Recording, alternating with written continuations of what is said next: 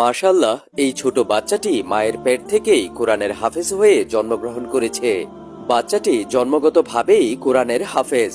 তার মা বলেন, যখন সে আমার পেটে ছিল তখন আমি একটা স্বপ্ন দেখেছিলাম, যেখানে সাহাবা একরাম আমাকে একটা মুক্তা দিয়েছিলেন।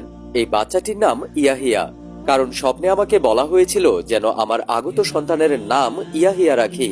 বাচ্চাটি আল জাজিরার বাসিন্দা, আর তার বয়স 2 বছর হতে যাচ্ছে।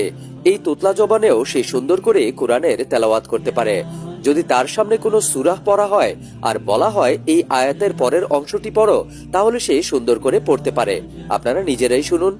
ذكر رحمة ربك عبده زكريا إذ نادى ربه نداء خفيا قد رضي الله.